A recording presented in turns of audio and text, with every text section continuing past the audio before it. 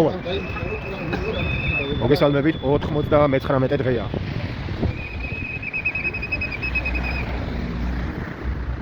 სიმართლე რო ვთქვათ, არ ვარ ბევრი, მაგრამ ესე უნდა შემოგვიერთდეს კიდე ორი სხვადასხვა სულელობა და მიწებით ბევრი. მაგონდა სიმამეში არ გადაიქცეს სულელობები მოვა. ასევე დღესაც ვაპირებ, რომ ისეთი ვიდეო გადავიღო, სადაც არ დავარღვევ და არ გადავალ იმაზე, რა ქვია, მანქანით დავალ ნაწილზე, ხო? ყველანაირად ვეცდები რა. კი არა და ასეც ვიზამ. და გადავიღებ კუთხეებიდან, ზემოდან და ასე შემდეგ. და რამე არ მივცე საშუალება იმათ, რომ თქვენ ან მაჩვენონ რამე თუნდაც უკვე გადაკეტილზე რა. ფაქტი რომ აი რატომ გახარ იქ.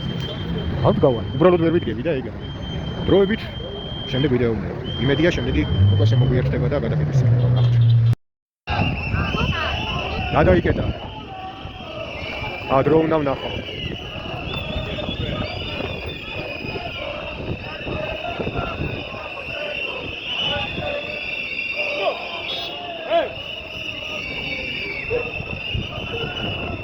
უფრო მეტი ჩანს ვიდრე თავიდან მეგონა.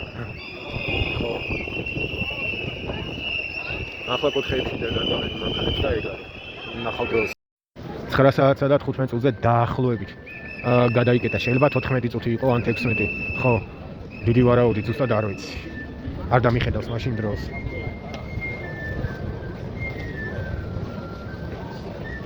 ახლა ასე ვთქვათ მოემატა კიდე, მაგრამ სულელობიდან კიდევ უფრო მოემატება და დიდი ვარაუდით მეგონა რომ სულელობის იმას ვიზავით რა, სულელობა გადაკეტავდა.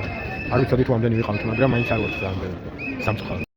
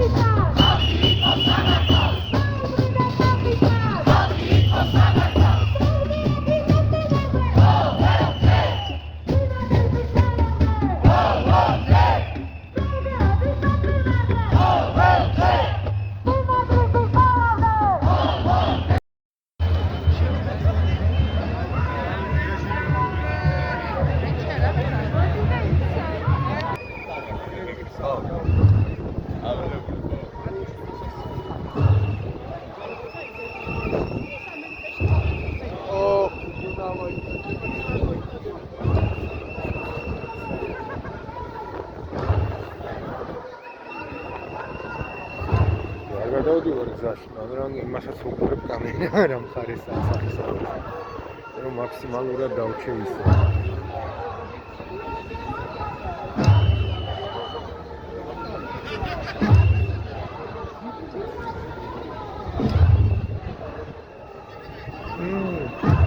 კარგად ვართ ახლა უკვე ბლოგად ხარ. ამ მომენტისთვის ამაზე ბევრად მეტიც ვიყავით, მაგრამ ნუ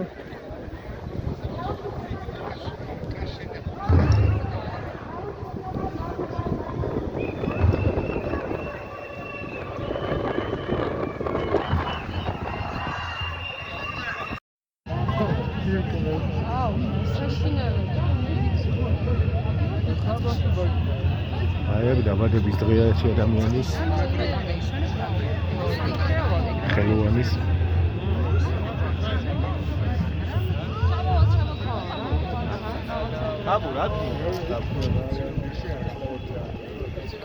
წელიწადში ნარი?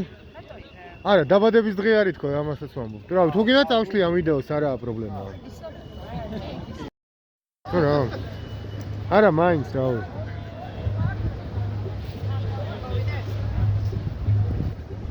მადლობა. არა, მაგათვის სულ ერთია. არა, ეგ ხო. სიმღერა უკვე ნამღერია, კადრი უკვე გამოვტოვე, ვერ გადავიღე.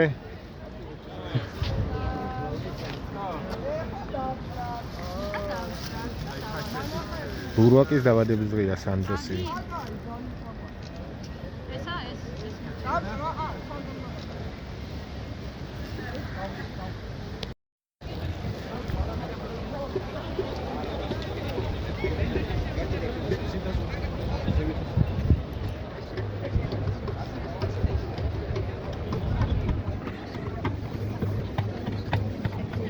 სალომ.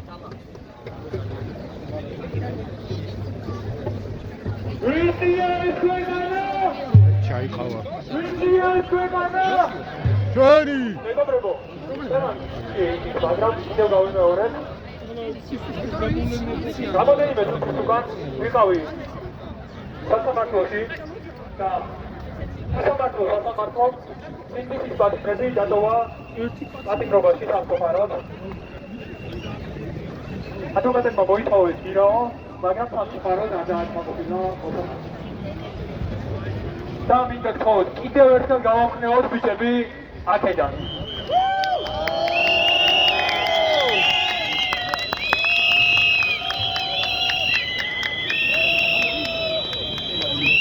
ბიჭებმა შემოგვიჩვენეს, რომ არ გავჩერდეთ, არ დავნებდეთ, ისინი არიან ხნეთ და ჩვენ აუცილებლად გავიმარჯვებთ ერთად.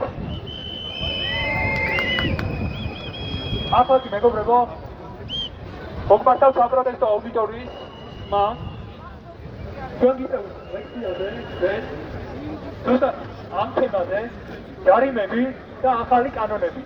ელოდებით ილიასა და აკაკის ძეგლთან ლექცია იწება სულ მალე. მადლობა ყურადღებისთვის, თვითონიან საღამოს გისურვებთ და დაწყლი ოლიგარქიას!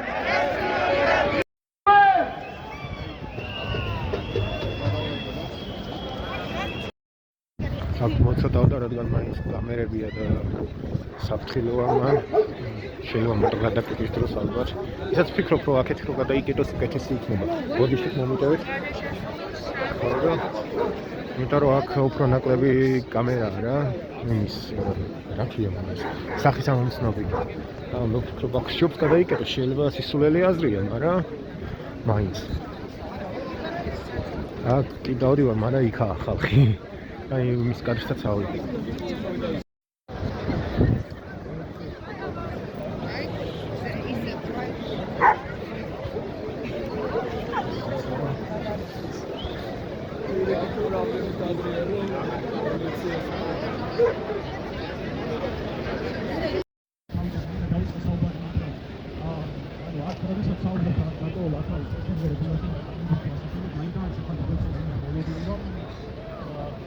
სასამართლოში ვივალთ და ამ წესებს თუ არის კანონებს ბოლომდე ამას გაითვალისწინებენ, ხო, როგორც იურისტი ისე გეუბნები სხვათა შორის ამას, მაგრამ შეიძლება და სასაცილო დაჭრებს, თუმცა რატომ საუბრობ იმიტომ რომ უნდა ვიცოდეთ ბოლომდე კარგად ყველაფერი იმისთვის რომ ჩვენ თავში ვიყოთ ბოლომდე დარწმუნებულები ეს ერთი, ვიცოდეთ სწორად რას ვაკეთებ და რას არასწორად, ვიცოდეთ რაღაც ის ზღვარი ასე ვთქვათ რეჟიმის გადმოსახედით რაღაცებზე სად გადის და როგორ გადის და ანუ ამის მიხედვით შესაბამისად დავგეგმოთ ჩვენი საქმიანობა ცოტა პრაგმატულად შევხედოთ რაღაცებს. ანუ წინააღმდეგობა გამუწიოთ აი უკანონო ქმედებებს ჩვენი სწორი ნაბიჯებით, ხო? და არ ვიცი, მე მაგალითად მომყავს ხოლმე ყოველთვის ვამბობ იმას, რომ თუ ჩვენ საუბრობთ და ვამბობთ იმას, რომ არ ვიცი, ვართ თუ მივექანებით რუსეთისკენ თუ ვართ უკვე იქ თუ ბელორუსად ვითეცეთ, ну მაშინ არ უნდა გაგვიკვირდეს ისიც, რომ სამართლიანად არავინ არ მოგვეპყრობა.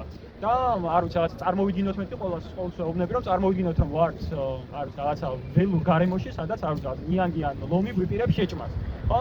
ანუ არ უნდა მოველოდოთ, რომ ის ხეცი, ის ნადირი სამართლიანად მოგვექცევა, არ უნდა მოველოდოთ იმას და არ ვიცი, მე მგონი არ დავუწყებთ იმათ კონსტიტუციურ უფლებებზე საუბარს, არც ლომს და არც ნიანგს, რომ იცით მე კონსტიტუციით გარანტირებული უფლება მაქვს სიცოცხლის და არ უნდა შემჭამო, ხო? ანუ შეიძლება ეს ჩვენ გავაკეთოთ, თორემ იმისთვის, რომ მათ ყურადღება გადავიტანოთ რაღაციდან, მაგრამ ნუ ეს უნდა იყოს დამხმარე ინსტრუმენტი იმისათვის, რომ საბოლოო ჯამში ჩვენი თავის გადარჩენა შევძლოთ და ამ ბრძოლის გაგრძელება შევძლოთ, ხო? ამიტომ მე მინდა დღეს ძირითადად ვისაუბრო 4 ძირითად მიმართულებაზე. ერთი ეს არის ადმინისტრაციულ სამართალდაღოვანთა კანონმდებლობაში შეტანილი ცვლილებები და აი აქ როგორ და რანაირად ვიქცევით. მეორე მიმართულება ეს არის სისხლის სამართლის კანონმდებლობაში შეტანილი ცვლილებები.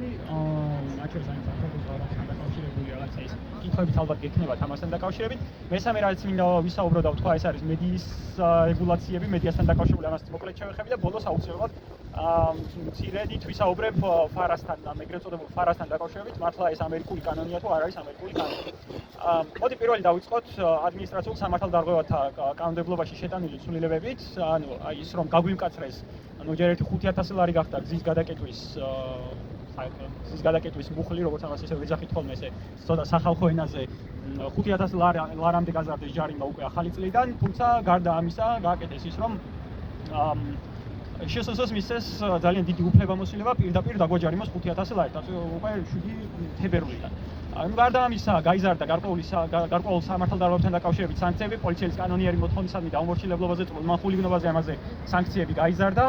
ეხლა აქ რიცხვების განსაკუთრებული მნიშვნელობა არ აქვს, რა უსამართლო მიდგომაც ჰქონდა კანონმდებლობაზე და პრაქტიკაში როგორი უსამართლო მიდგომაც იყო, იქ არაფერი არ შეცვლილა, უბრალოდ სუსხავი ეფექტი და სადამშილო ეფექტი უფრო მეტად გაიზარდა და ამან მოიმატა, ხო? სანქციის გასაგებით იმატებს სადამშილო ეფექტი. გარდა ამისა, დაჟადი გახდა პოლიტიკური თანამდებობის პირის, სახელმწიფო პოლიტიკური თანამდებობის პირის, სახელმწიფო მოსამსახურის შეურაცხყოფა, ასევე დაჟადი ქმედება გახდა. საჯარო მოხელეს თანამდებობის პირს თუ რაღაც ისინი ჩათვლიან შეურაცხყოფა მივაყენეთ, შევცვალოთ.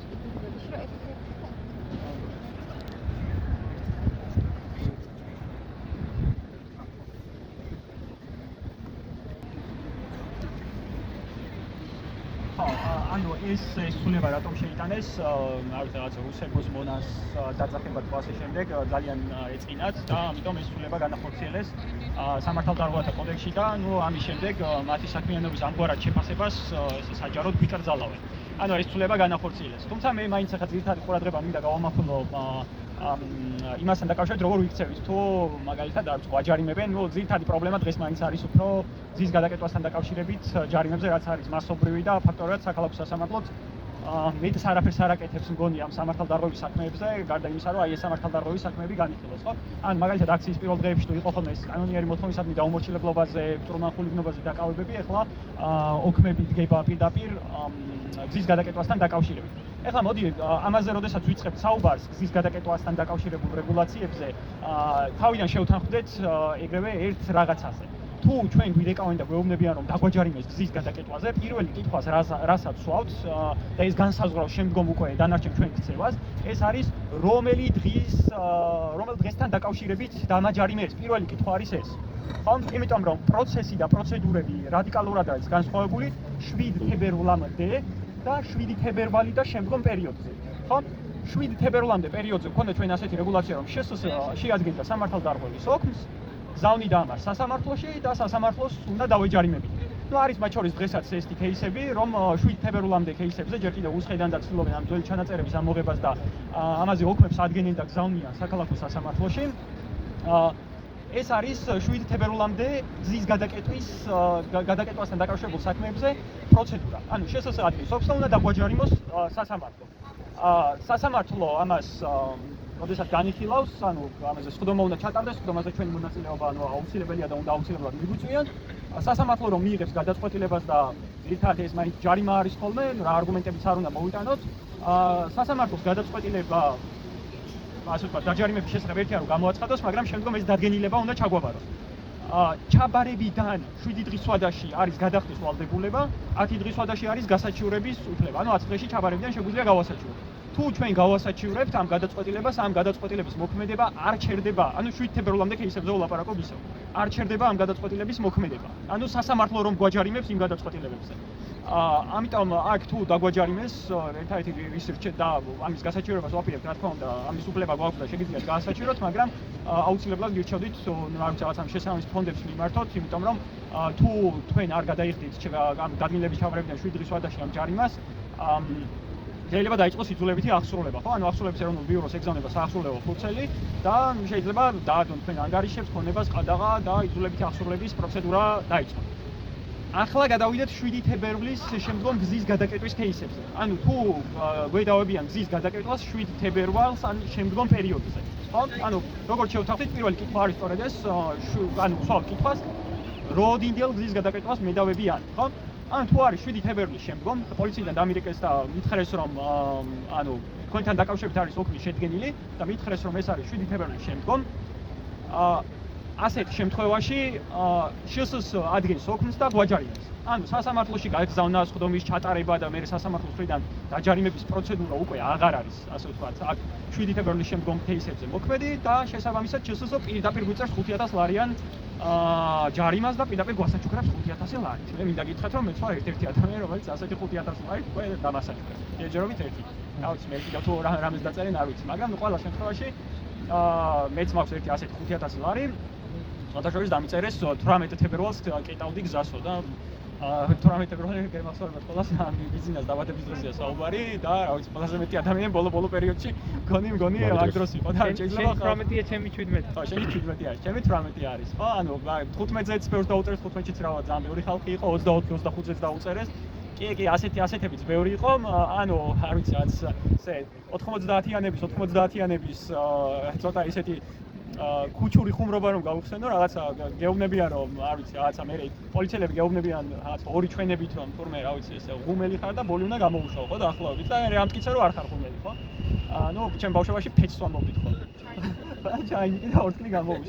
ხო, ამიტომ რაღაცა მსგავს გთხოვენ რომ მიუხედავად იმისა, რომ კანონით არ აქვს ამის უფლება. რომ არასრულწლოვანს ამაზე ეკონტაქტონ საერთოდ. ხო, ანუ ასეთ რაღაცასაც აკეთებენ, თუმცა აი ეს გააკეთეს, ხო? მე აქვს უნდა ჩააბარონ ან პირადად ჩვენ ან ჩვენი ოჯახის სრულწლოვან წევრებს უნდა ჩააბარონ ეს ოქმი, პოსტამ ან პოლიციამ. ახლა ნახეთ რა ხდება.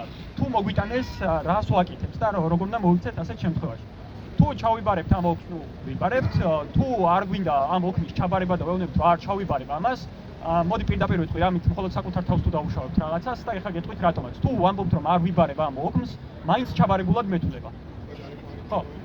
ბოდიში როგორ? დარეკვა არ ითვლება, მაგრამ თუ მომიტანეს და ვეუბნები რომ არ ვიბარებ, თუ მომიტანეს. ეხლა გადავიდე. თუ მომიტანეს და ვეუბნები რომ არ ჩავიბარებ, ხო? მაინც ჩაბარებულად მეთვლება და გასაჩივრების ზღვა და გადახდის ზღვა და უკვე იქიდან დამეწყება რომ აითვლება.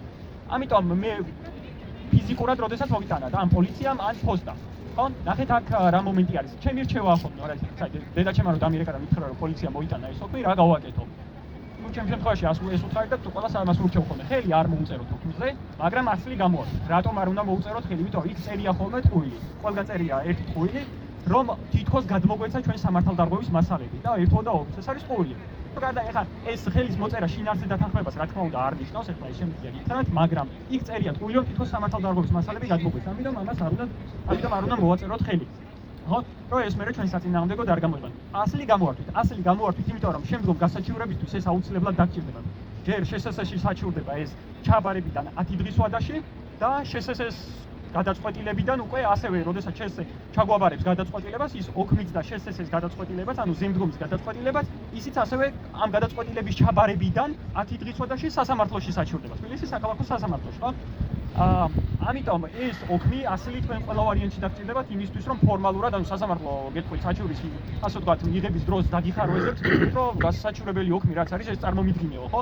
ამიტომ ფორმალურად გაიჭედებით და ამით მხოლოდ საკუთარ თავს დაუშავეთ საბოლოოდ ამ ოქმის აღება მაინც მოგიწოთ, ხო?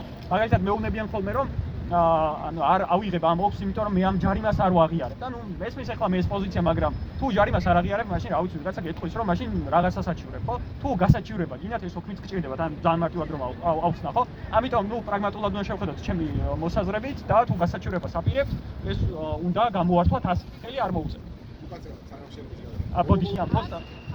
აი ეს ოქმები არის კოპიროვკას რო ეძახით, ხო, ანუ იწერება ერთ ასლზე და მე მეორეზე გადადის.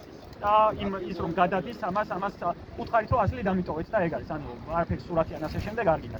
უბრალოდ პირდაპირ ასლს მოგცემენ ისედაც ამ ასლ გადამყვანი პრინციპით, ასე ვთქვათ, მასე დგება ეს ასლი. ხო. კარგად არ ჩანს ხოლმე ზოგ შემთხვევაში ჩანს ხოლმე, მაგრამ ნუ რაც არის ეგ არის. ყველა შემთხვევაში ნომერი კარგად ჩანს. ანუ ეს არის მკაცრი აღრიცხვის დოკუმენტი, ნომერი ჩანს, ეს ნომერი არის უნიკალური ნომერი, ანუ არ მეორდება და შესაბამისად ორიგინალის ნახვაც თავისუფლად არის შესაძლებელი და მისი გამოთქვა. აგერ უკვე შემოგვერდინ ჩვენი 4 ფეხა მეგობრებიც, იმედი ამასაც არ დააჯერიმდნენ. არ გამოვიწოთ გზის გადაკეთებას ესენი ძვალე და პირველი ესენი გადადიან ხოლმე. ხო, პირველები ესენი კეტავენ ხოლმე და. ხო, ამიტომ ნახეთ თუ მოგვიტანა პოსტამ, ნუ პოსტალიონმა თუ მოგვიტანა პოსტას მოუწეროთ ხელი რომ ჩავიბარეთ, მაგრამ პოლიცია თუ მოგვიტანს ხელის მოწერა არაფერზე არ არის საჭირო, უბრალოდ ასლი უნდა გამოვართოთ, ხო? პოლიციაში შეგიძლიათ მიხვიდეთ და გამოვართოთ. ანუ ესეც შეგიძლიათ. ანუ ესე ვერ გამოვა, ხო? ერთი რაღაცა მინდა აქ ასე ვთქვა, კონკრეტულ შემთხვევებთან დაკავშირებით, ანუ მე ეს შემთხვევა მქონდა და ამ საკითხთან დაკავშირებით მე ერთი მარტივი მიზეზის გამო პასუხები შეიძლება ვერ დავაბრუნე, იმიტომ რომ ეთიკურად მეკრძალება, როგორც ადვოკატს, ანუ საჯარო კონსულტაციები გავწიო. ამიტომ მე მხოლოდ ზოგად კითხვებთან დაკავშირებით ვიპასუხებ, უბრალოდ დავამთავრებ ამ ყველაფერს და მე დავსვათ კითხვები თუ შეიძლება, ხო, თორემ მე მეკარგება რაღაცა აზრი, იმიტომ რომ სხვა საკითხებზეც მინდა ვისაუბრო. ან პოსტალიონს მოუწეროთ ხელი ჩაბარებაზე, პოლიციაშიც თუ მივედით და ასე ვთქვათ, გვაძლევენ ამას, ოქმზე შეგიძლიათ თქვენ ხელი არ მოაწეროთ, მაგრამ შეგიძლიათ უბრალოდ რაღაცა იქ არ უბრალოდ ასლი გამოართვათ, ან რაღაც ცალკე ფურცელზე დაწეროთ, რომ ჩაიბარეთ, ანუ მეტი არაფერი. ანუ ჩაიბარეთ და მოდი ჩაიბარეთ ოქმი ოღონდ.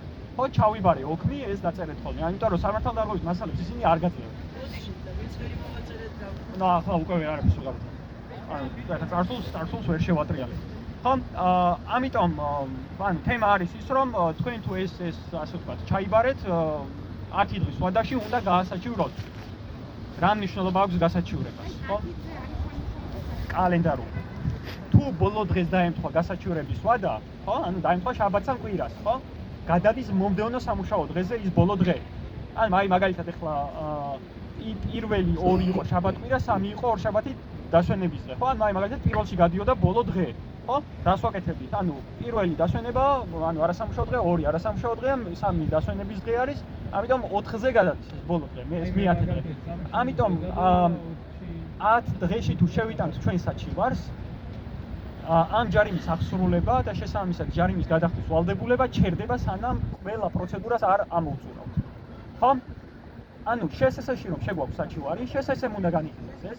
შესესემ მერე გამოგვიგზავნის თავის დადგენილებას, ეს დადგენილება და ოქმი ორივე მერე საჩივარი თავიდან უნდა დაიწეროს და უნდა შევიდეს უკვე სასამართლოში, კიდევ სასამართლოს უნდა მიმართ, ანუ ავტომატურად სასამართლოში არაფერი არ იგზავნება, ყველაფერი ჩვენით უნდა ვასაჩივროთ, მაგრამ რეალურად მარტივი არის ამის გასაჩივრება. ანუ იურისტებს თუ მიაკითხავ და ბევრი არის ასეთი იურისტი, ვინც ამაში დაგეხმარებათ, მარტივად შეძლებთ ამის გასაჩივრებას. ასაჩივრებთ ასევე ჩაბარებიდან 10 დღის ვადაში, რომ ჩაიბარეთ ეს, შეგიძლიათ ამაზე პირდაპირ ხელი მოუწევთ. ანუ შესესე რომ მე გადაწყვეტილებას ჩაგავარდნით. ასაჩივრებთ საქალაქო სასამართლოში და საქალაქო სასამართლო უნდა განიხილოს, ამას ხდომანა ჩაინიშნოს, რაც გონი რომ ძალიან დიდ დროს წაიღებს და ალბათ რამდენიმე თვეს გასტანს, პრაქტიკულად ასე არის ხოლმე. საქალაქო სასამართლოს გადაწყვეტილება ასევე ჩაბარებიდან, უბრალოდ დადგენილება ჩაბარებიდან ასევე 10 დღის ვადაში შეიძლება გაასაჩივროთ სააპელაციო სასამართლოს. სანამ თქვენ ამას ასაჩივროთ, ეს პროცედურები ასე ვთქვათ, ბოლომდე მიყავთ, მანამდე ამ ჯარიმის გადახდის ვალდებულება არის გაჩერებული. სააპელაციო სასამართლოს გადაწყვეტილება, სააპელაციომ შეიძლება 10 დღის ვადაში გასაჩივრებიდან გითხრათ უარი ამ საჩივრის დაშვებაზე, ამის უფლება აქვს. მაგრამ ნუ ეგ არის ბოლო ინსტანცია, აპელაციის გადაწყვეტილება უზენაეში არ საჩივრდება. აპელაცია არის ბოლო ინსტანცია. რაც შეეხება მე ერთი საკითხი გამომჩეწეგან და ეს მინდა ვახსენო, თუ ჩემთან მოიტანეს ორჯერ სადეს ჩემთან მოტანა ჯარიმის და ანუ თუ დავხვდი და უარი ვუთხარი ჩაბარებაზე, ჩაბარებულად მეთვლება, მაგრამ თუ მომიტანეს და მე სახლში არ ვიყავი, ხო? ან პოსტამ ან პოლიციამ, მაშინ მეორედაც უნდა მომიტანონ, თუ მეორედაც მომიტანენ და კიდევ არ დავხვდი სახლში, ასე შემთხვევაში, განმეორებით მცდელობის წარუმატებელი მცდელობის შემთხვევაში შეუძლიათ გამოაქვეყნონ. ხო? სხვათა შორის ამას მეც დავწერე ეს Facebook-ზე და მე რაღაც ძალიან ის გავცელდა ეს ამბავით. გაეპარათ ამათ რაღაცები, ნუ პროტოკოლის ჯიზე იყო ატვირთული ოქმები და მე ეს ფუნქცია გაუტიშეს, რომ ქვითრის ნომრის გარეშე, ანუ თუ არ ჩაგაბარებენ ისე ვერ ნახულო პროტოკოლის ჯიზე გამოქვეყნება ეს არ არის ის გამოქვეყნება. მაგრამ მთელი პრობლემა იყო ის, რომ ერთ-ერთი ჩვენი მეგობრის შემთხვევაში ეს ბიჭი ჟურნალისტი არის, ერთ-ერთ საშუალებაში მუშაობს, მედიაში მუშაობს, ამ ბიჭის ოქმი იყო გამოქვეყნებული არა მარტო პროტოკოლში, არამედ პოლისშიზეც. ანუ შინაგან საქმეთა სამინისტროს ვებგვერდზეც. იქ სერიოზული რაღაც გაეპარათ, ჯერ კიდევ ვერ გავიგეთ ბოლომდე რა დაემართათ იქ, მაგრამ სიფრთხილის გამო ყველას ვეუბნები ხოლმე, რომ თუ რაღაცა ეს ეჭვი შეგეპარებათ პოლისშიზეც, ანუ მარტივად შეგიძლიათ ნახოთ სახელი გვარი მანქანების ის არ არის მარტო მანქანები არ არის, აი ზუსტად პოლისშიზე ვნახეთ იმის ჯარიმა. და ანუ ეგ იყო, იმიტომ რომ არის ვიდეო ჯარიმები კიდე არის რამე ანუ ეგეც იყო გამოქვეყნებული. ანუ ამ ბიჭის შემთხვევაში ესეც იყო გამოქვეყნებული და ეს იყო რა ქვია, იმიტომ რომ ელექტრონული საჯარიმო ქვით არის დაუწერეს. ანუ პატრონმა აი აქვე დაუწერა ჯარიმა. როგორც მანქანის ნომერს მიუთითებენ რა მანქანის, იმიტომ რომ იქ მანქანის ჯარიმები არის. არა, ანუ ჩვენც მაგიტომ გაგვიკვირდა, ჯერ მაგიტომ ვერ გავიგეთ რანაირად გააკეთეს ეს ყველაფერი, მაგრამ ფაქტია ატვირთული იყო. ანუ და თვითონაც ვერ ხვდებოდნენ, ანუ მან რაღაცა გაეპარათ, ჯერ ვერ გავიგეთ რომ რა გაეპარათ, მაგრამ ყველა შემთხვევაში უნდა გამოქვეყნოს. წავიდა მანქანები წინ უკან მაჯლი მარცხნივ გაფრთხილებები და ხალხი უამრავი სახლში წავიდა, ზოგი აქ შემოუერთდა. ანუ რა ვიცი. ეგ არის 12-ის რაღაც წუთებზე. 12-ის 21 წუთი ხო? და 20 წუთზე უკვე იგი. ხო და საუბარი იმაზე არის, რომ აღსრულება შეიძლება არა მარტო საბატო ანგარიშებზე წავიდეს, არამედ მოძრაობისებზე, უძრაობისებზე და ასე შემდეგ. უბრალოდ პენსია არა. პენსიას ვერ ეხებიან, პენსიას სოციალურად ანუ ბოდიში მე იმას ხო არ გეცხვით რა სანახტორია ხო? მაგიტომ ამ ჯობს მომდეთ იმი. ზოგადად თქვა გამისვა, პენსიას ვერ ეხებიან. 20-24 ჯუჯების სტუდიო რუსთან fuck the system Yahoo! Vision mir traum mit Gauer